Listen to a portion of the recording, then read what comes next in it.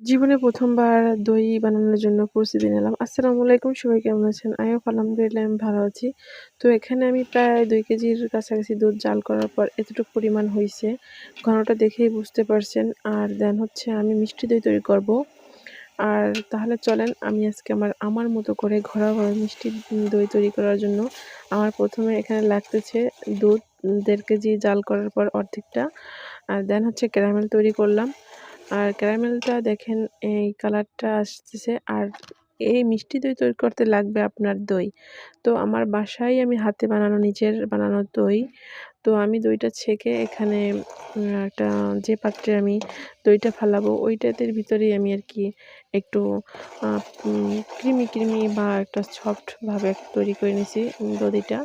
যাতে করে মিষ্ট হয় আরকি। আর এখানে আমার অলরেডি ক্যারামেল তৈরি হয়েছে। ওইদিকে আমার দধির যে টক দইটা সেটাও আমার প্রায় রেডি হয়ে গেছে। তো দেখুন আমি কিভাবে কি করতেছি। তো এখানে এই যে দুধটা আমি রাখছি এটা ক্যারামেলের মধ্যে দিয়ে আরেকটু জাল করে নেব। যাতে করে ক্যারামেলটা আর দুধটা মিক্স সমানভাবে হয়ে যায়। তো দেন হচ্ছে দেখেন এখানে কিন্তু আমি দুধটা পুরোটাই ঢেলে দিয়েছি। তো এটা ক্যারামেলের সাথে জাস্ট অ্যাডজাস্ট করে ১-১.৫ মিনিটের মতো আমি লাড়বো।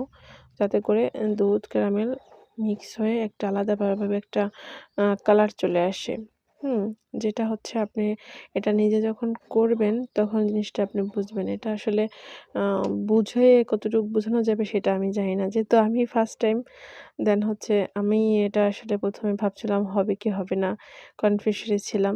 যাই হোক পরবর্তীতে আমার তো দেখতে থাকেন ভিডিওটার শেষের দিকে আমার দই কমপ্লিটলি বাট আসলে আ চেষ্টা করলে সবকিছুই সম্ভব। তো আমি এই যে বললাম যে টক দইটা আমি তো টক দইটা এদিকে রাখছি, এদিকে আমার দুধের যে গরম সেটা কতটুকু ঠান্ডার পর্যায়ে দিতে পারবো সেটা আঙ্গুল দিয়ে আমি চেক করছিলাম।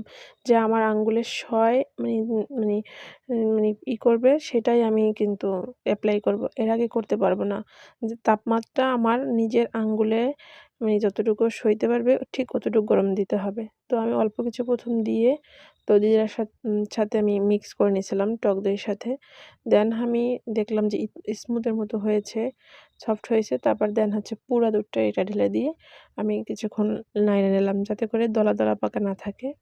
আ প্রসেস অনুযায়ী যদি এভাবে আপনি টক দই ঘরোয়াভাবে তৈরি করেন, আমার মতো দেখবেন সাহস করেন একবার তাহলে দেন হয়ে যাবে।